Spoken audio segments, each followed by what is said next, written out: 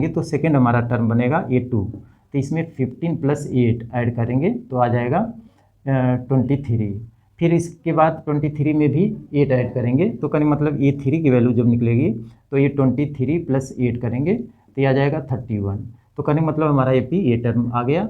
तो AP आया first term 15, 23, 31, तो ये हमारा AP आ गया। अब इसको कैसे चेक करेंगे कि AP में है, तो इसके लिए कंडीशन याद रखना, कॉमन डिफरेंस, इसका डिफरेंस निकालेंगे। डिफरेंस अगर सेम आता है तभी AP में होगा। तो देखेंगे यहाँ होता है A2 - A1 = A3 - A2 होता है। तो अब इसमें हम वैल्यू रख के सॉल्व करेंगे। तो A2 की वैल्यू 23 है और माइनस A1 की वैल्यू 15 = इधर भी रखेंगे तो A3 की वैल्यू 31 माइनस A2 की वैल्यू 23, इसको माइनस करेंगे तो 8 इधर भी आएगा, 8 इधर भी आ गया, यानी सेम कंडीशन आया है। तो ये हमारा क्या होगा, AP में होगा।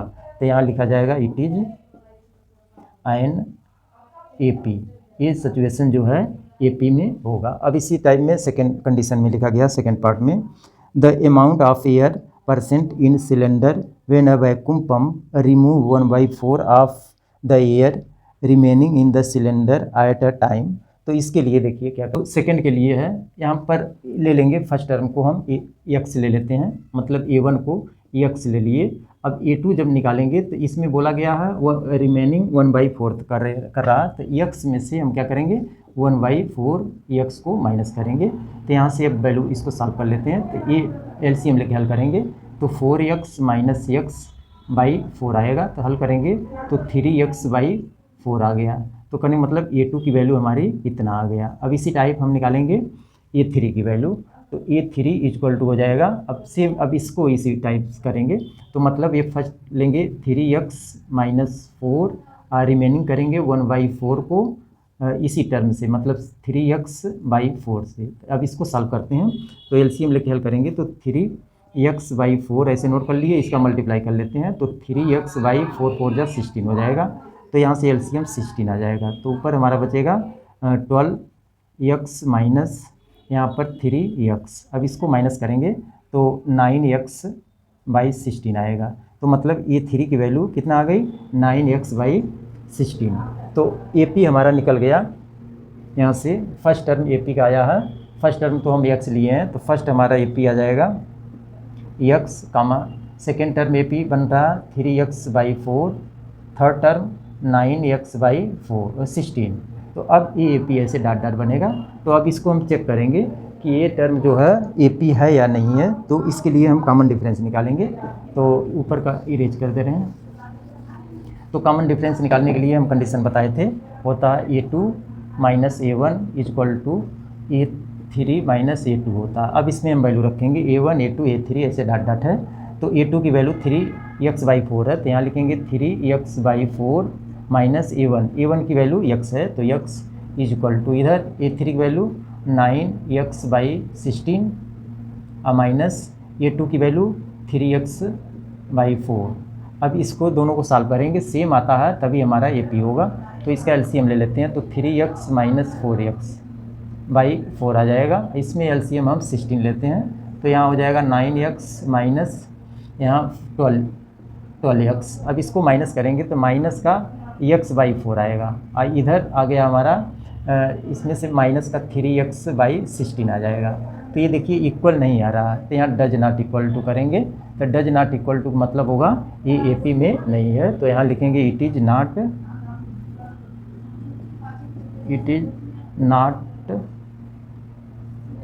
AP। ये हमारा अर्थमेटिक्स में ये कंडीशन नहीं होगा।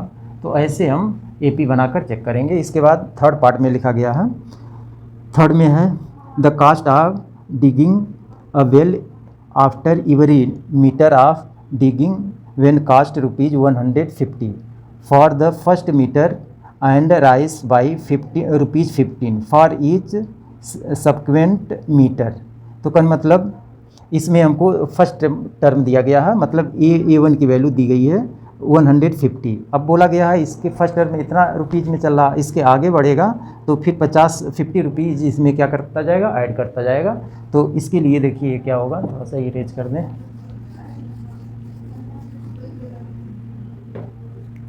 तो थर्ड केस में है, कहने मतलब A की वैल्यू जो है A1 की वैल्यू 150 रुपीज़ दी गई है। अब इसमें बोला गया कि इसके आगे बढ़ने के लिए इसमें 50 रुपीज़ ऐड करते जाएंगे। तो अब जो है A2 की वैल्यू निकालेंगे तो A2 इक्वल टू हो जाएगा 150 प्लस 50, तो इसको ऐड करेंगे तो आ जाएगा 200। अब इसी तरह A3 निकालेंगे तो इसमें भी 200 में 50 रुपीज़ ऐड करेंगे तो ये आ जाएगा 250। तो AP हमारा बन गया, मतलब फर्स्ट टर्म आ गया AP का 150, comma second term 200, third term 250, dot dot ऐसे टर्म आया है। तो अब इसको हम चेक करते हैं कि AP है कि नहीं, इसका कॉमन डिफरेंस निकालेंगे। तो मतलब A2 minus A1 equal to A3 minus A2। तो यहाँ से A2 की वैल्यू 200 है, तो 200 माइनस A1 की वैल्यू 150 इक्वल टू A3 का 250 माइनस A2 की 200 वैल्यू है, माइनस करेंगे तो 50 आएगा। तो देखिए डिफरेंस क्या आ रहा, सेम आ रहा डिफरेंस। तो ये टर्म जो होगा AP में होगा, तो यहाँ इट इज एन AP, ये हमारा सिचुएशन क्या होगा, AP में होगा। अब इसी टाइप में फोर्थ पार्ट में दिया गया है। फोर्थ पार्ट में लिखा गया है the amount of money in the account every year when ₹10,000 is deposit the compound interest eight 8% per annum. तो कहने का मतलब यहाँ पर इसको इरेज कर लें,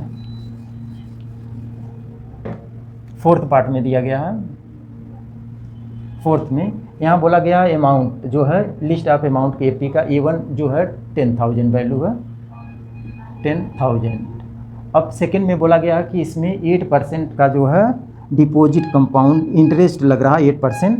तो A2 निकालेंगे, A2 का 10,000 प्लस 10,000 का 8%, 10,000 ऑफ 8%, तो मतलब 8% मतलब 8/100 हो जाएगा। अब इसको सॉल्व कर लेते हैं, तो ये 0 से 2 0 कैंसिल होगा, तो आ जाएगा 10,000 प्लस 100 का 10 में 8 का मल्टीप्लाई करेंगे तो 800 आएगा। इसको ऐड कर लेंगे तो 10,800 आ गया।